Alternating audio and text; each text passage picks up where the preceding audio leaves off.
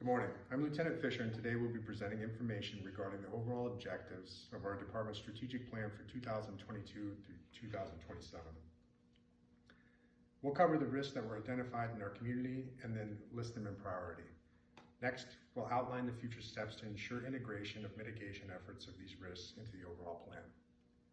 As you all well know, Iron-McGregor Fire Protection and Rescue District provides an all-hazards approach in the protection of the lives and property of the residents, businesses, and visitors to the district. We as an organization are consistently working to achieve and or maintain the highest level of professionalism and efficiency on behalf of those in which we serve. The following strategic plan was written with the basis on the Commission of Fire Accreditation International CFAI Fire and Emergency Service Accreditation Model and is intended to guide the organization within established parameters. For many successful organizations, the community's voice drives operations and charts the course for their future. A community-driven emergency service organization seeks to gather and utilize the needs and expectations of the community in the development and or improvement of the services provided. The district invited community representatives to provide feedback on services rendered. Respondents were asked for a prioritized perspective of IMFD's programs and services. The results were as follows. In order of ranking 1, 2, 3, it was EMS 1, non-EMS 2, and fire was 3. Ironically, our risk assessment coincides with these rankings. For the year 2021, the total calls that were ran were 9,565. EMS represented 4,869, or 68%, over half. Non-EMS runs were 4,593. The non-EMS category encompassed the following: explosions, hazmat, service calls, good intent calls, false alarms, and special incidences. Fire runs clocked in at a mere 103, or just 1.4% of the total. The population of Lee County is currently 798,630. 47% of that number is 50 years of age or older. Our district's baseline population is in 76,000, and that number swells to well over 100,000 in the winter months.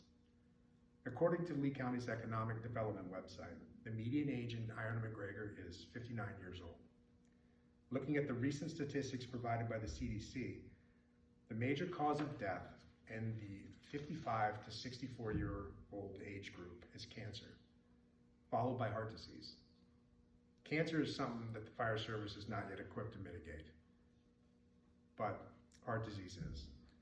The 2022 American Heart Statistics state that there are more than 356,000 out-of-hospital cardiac arrests annually in the US, and 90% of those are fatal. We all know that the most important thing to initiate during cardiac arrest is cardiopulmonary resuscitation and immediate defibrillation. The human cost of this catastrophic insult is immeasurable. If you're lucky to be a part of that 10% that survives, AHA estimates the total cost of out-of-hospital cardiac arrest in the US at $53 billion, and 17% of that total figure is attributed to hospitalization post-arrest. Our annual EMS budget is $135,555. There is no existing metric to quantify how much of those costs can be attributed specifically to responding to cardiac arrests. We all know that typically these events are utilization heavy. They tie up units and also use large amount of supplies. Most crews spend considerable time restocking their supplies after they occur.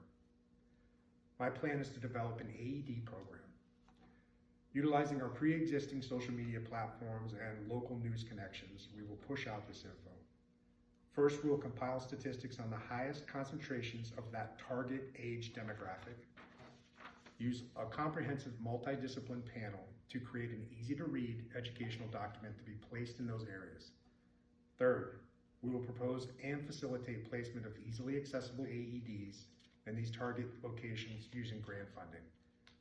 Most of the resources needed in this endeavor are pre-existing, and a grant would cover the machines. A cost-benefit analysis reveals for little to no investment to the district, we can potentially save our residents thousands, maybe millions. Well, that's the end of my presentation, and I will take some questions at this time.